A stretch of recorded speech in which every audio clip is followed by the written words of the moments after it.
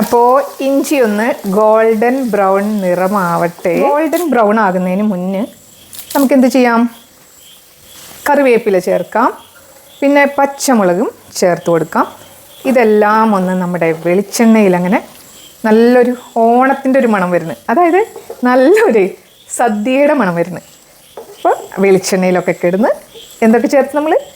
ഇഞ്ചി, പച്ചമുളക്, പിന്നെ കറിവേപ്പില. കറിവേപ്പിലയുടെ മണം തന്നെ വരുമ്പോൾ നമുക്കൊരു സദ്യ മണം വരും അല്ലേ? ഒന്ന് വഴന്ന് വരട്ടെ.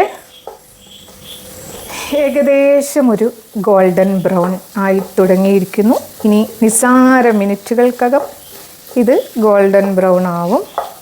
ആയി, എപ്പോഴേ ആയി. ഇനി നമുക്ക് എന്ത് ചെയ്യണമെന്ന് വെച്ചാൽ പൊടികൾ ചേർക്കണം. അപ്പോൾ അതിൽ മുളക് പൊടി, മഞ്ഞൾപ്പൊടി, കായപ്പൊടി, ഇത്രയും പൊടികളാണ് നമുക്ക് ചേർത്ത് കൊടുക്കേണ്ടത്. അപ്പോൾ നമ്മുടെ പൊടികളൊക്കെ ഒന്ന് ചെറുതായിട്ടൊന്ന് വഴന്ന് വരട്ടെ. കരിയരുത്, വളരെ ചെറുതായിട്ട്, അതായത് തീ വളരെ കുറച്ച് തീ ലോ ഫ്ലെയിമിൽ വെച്ചിട്ട് വേണം പൊടികളൊക്കെ ചേർക്കാനായിട്ട്. അപ്പോൾ പൊടികളൊക്കെ ആയിട്ടുണ്ട്.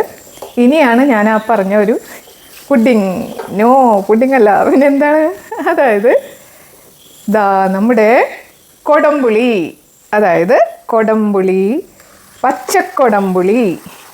പച്ചക്കൊടംപുളി വേവിച്ചിട്ട് മിക്സിയിൽ അരച്ചതാണ് ഇത് കേട്ടോ.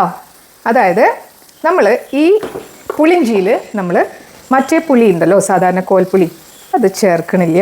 പകരം പച്ചക്കൊടംപുളിയാണ് ചേർക്കണത്. അതായത് നമ്മുടെ വയറിനൊക്കെ ഭയങ്കര നല്ലതാണത് ഇത് കഴിക്കണതേ. മറ്റേ കോൽപ്പുളി വെച്ച് നമ്മുടെ വയറിന് അങ്ങനെ നല്ലതല്ലല്ലോ. ഈ കൊടംപുളി എന്ന് വെച്ചാൽ നമ്മുടെ വയറിനൊക്കെ നല്ലതാണ്. അപ്പോൾ തീർച്ചയായിട്ടും ഒന്ന് ട്രൈ ചെയ്ത് നോക്കിക്കോളൂ. കഴിഞ്ഞിട്ടില്ല കേട്ടാ. നമ്മുടെ ഈ വെള്ളമുള്ളതുകൊണ്ടേ മുഖത്തേക്ക് പൊട്ടിത്തെറിക്കും കേട്ടോ, സൂക്ഷിച്ചോളൂ. അപ്പോഴേ കഴിഞ്ഞിട്ടില്ല ഞാൻ പറഞ്ഞില്ലേ. ഇനി എന്താ ചേർക്കണ്ടേന്ന് വെച്ചാലേ ഉപ്പ് ചേർക്കണം. ഉപ്പ്. അപ്പോൾ അതാ ഉപ്പ് ചേർത്തു. അപ്പോൾ നല്ല പുളിയാണ്, അല്ലെങ്കിൽ പിന്നെ പുളിഞ്ചിക്ക് പിന്നെ പുളിയല്ലേ ഉണ്ടാവുള്ളൂ.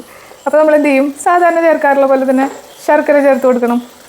ശർക്കര ഉരുക്കി അരിച്ച് വെച്ച ശർക്കരയാണ്. ശർക്കര ചേർത്ത് കൊടുക്കുക. എന്നിട്ടൊന്ന് വഴറ്റി നമ്മുടെ പുളിഞ്ചി പരുവാക്കി എടുക്കുക.